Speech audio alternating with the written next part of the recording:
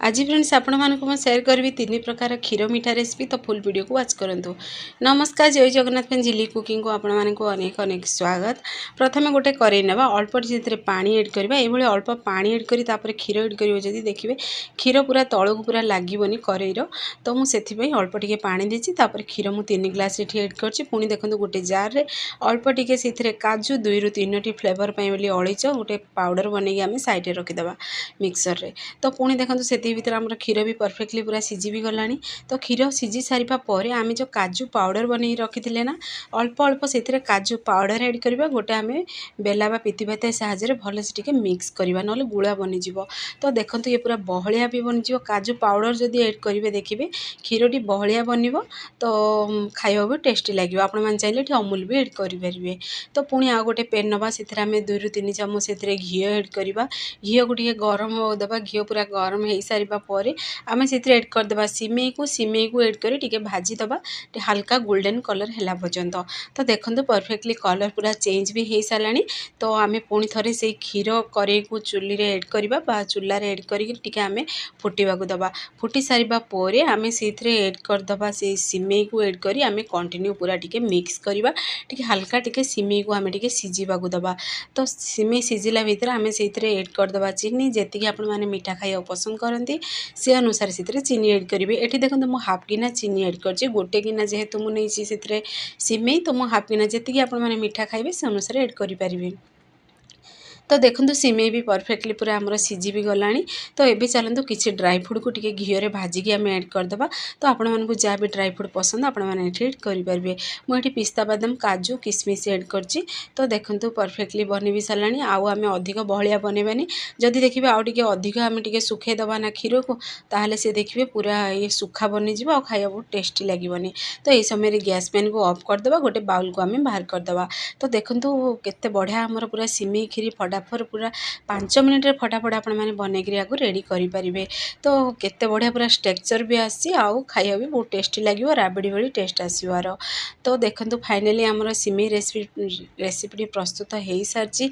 तो आम टिके सजाई देबा बे ड्राई फ्रूट रे। तो मु देखंतु जो समय रे आम ड्राई फ्रूट मु भाजी थिली ना, से समय रे मु बाहर कर देथिली अल्प टिके भाजिकरी।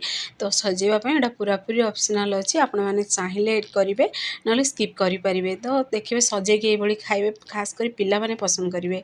तो फाइनली आमर फटाफट सिमेई क्षीरी रेसिपी प्रस्तुत हो सारा। तो आपण माने फुल वीडियो को वाच करंतु, बनांतु, देखिबे पूरा परफेक्टली बनिबो आ 5 मिनिट रे बनई परिबे। पूरा राबड़ी भी टेस्टी, राबड़ी ठू भी टेस्टी पूरा सिमेई क्षीरी। तो एबे चलंतु आमे मु आपण मानकु द्वितीय क्षीरी रेसिपी एबे शेयर करबी। तो फुल वीडियो को वाच करंतु, देखिबे पूरा भोजी स्टाइल प्रस्तुत हबो चाउल क्षीरी। आपण माने केमिति पूरा प्रेशर कुकर रे फटाफट पूरा 10 मिनिट रे बनई परिबे से रेसिपी आज आपण मानकु शेयर करबी। तो फुल वीडियो को वाच करंतु, पूरा ट्रिक सहित जानि परिबे। तो आपण माने जदि वीडियोटी पसंद आसीबो ताले सांग मानकु शेयर करंतु, लाइक करंतु। चैनल जदि नुआ अछनी चैनल को मोर सब्सक्राइब कर दियंतु, बेल आइकन को क्लिक कर दियंतु, जहाँ फल मोर सब वीडियो नोटिफिकेशन प्रथमे आपण मानकु पहुंचीबो। मु देखंतु आधा घंटा आगरु एठी बासमती चाउल नेछि, टिके आकु बतरे देइथिली। ये पूरा बत्ती जाइछि। गोटे स्टेनर को आमे छाणी दबा, ताको हाथ साहाଯ୍य टिके क्रश कर दबा। एभले क्रश करबा द्वारा देखिबे जल्दी चाउलडी हमर सिझी जिवो। तो ये मुझे गोटे प्रेसर कुकर नहीं से आम गोटे चामच दबा घी, गोटे चामच से चीनी को ऐड करवा। चीनी को ऐड कर कैरामेल करने द्वारा देखिए क्षीरी न कलर बहुत बढ़िया आसो। तो मुझे कैरामेल करी। तो ये आम चाउल को ऐड कर भाजी दबा। चाउल को चाउल आमर टे भाजी सारा पर ये मुझे गोटे लीटर क्षीर ऐड करची। केवल पानी मुझे ऐड करनी, आपण मैंने चाहिए पानी रे भी चाउल को सिझे पारि। मुझे केवल क्षीर ही चाउल को ये सिझे। तो देखो ये प्रोसेस रे किछि किछि समय रही रही पूरा मिक्स करेंगे। चाउल को पूरा परफेक्टली पूरा सिझा देवे। तो अल्प टिके आम से लुण ऐड करवा स्वाद अनुसार। सब बेले देखिए कौन मीठा जिनस जब अल्प लुण ऐड करदे ना, तार स्वाद ही बढ़ी जाए। तो देखो आमर धीरे धीरे पूरा सिझी भी गलानी चाउल। तो आपण मन पाखर भी देखो ये परफेक्टली पूरा सिझी सारा पर आम से ऐड करवा अल्प टिके से 2 रु 3 टी मु अळीच को क्रश कर ऐड कर फ्लेवर पाई। तो देखो ये एमिति भी आपण मैंने मिल्क मेड चाहिए ऐड करियो ना, स्किप भी करें। तो देखो एमिति भी क्षीरी आपण मैंने बनईकरी आपको खाई पारे। तो मुझे जेहेतु भोजी स्टाइल प्रस्तुत करछि, तो मुझे मिल्क मेड ऐड करी। तो मुझे देखो जी आप मीठा खाइबे से अनुसार चीनी ऐड करी। मुझे हाफ गिना चीनी ऐड करछि।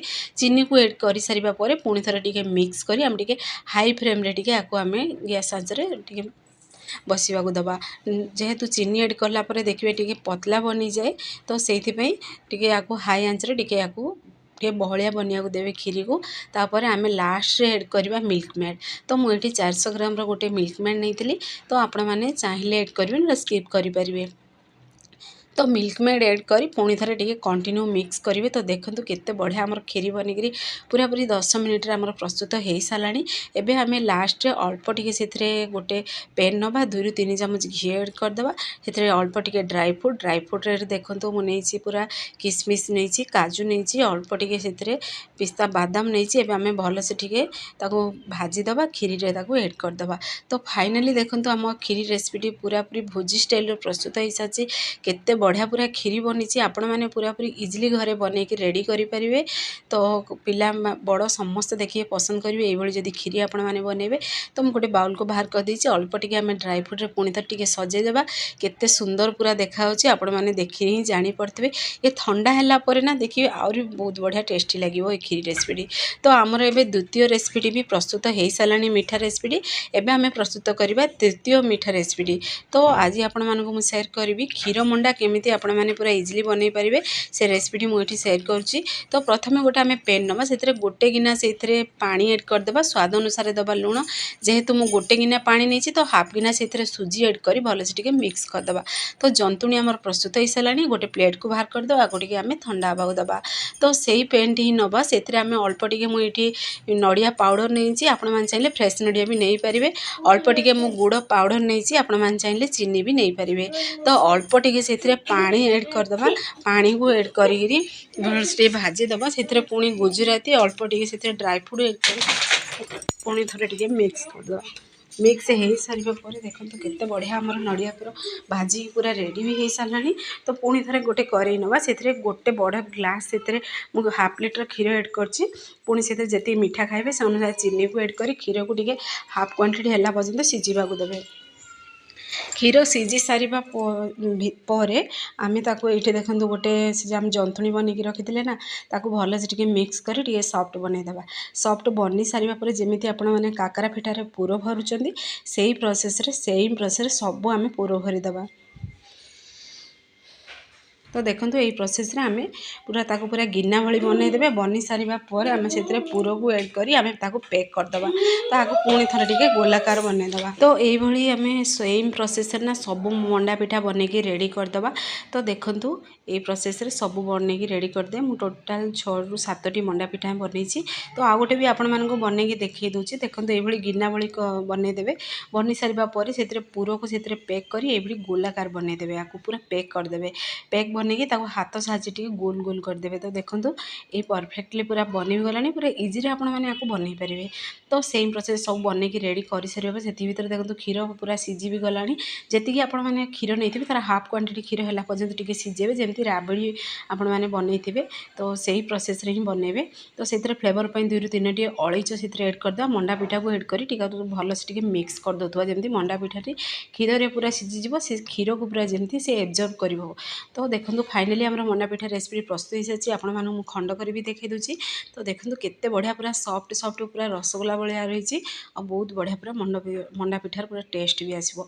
आमर क्षीर मंडा रेसिपी भी प्रस्तुत हो सारी 3टी मीठा रेसिपी आपण मानू कौ रेसिपी अधिक पसंद लगे निश्चय कमेंट माध्यम जनातु से पर्यंत रोची पुणी एक नया रेसिपी।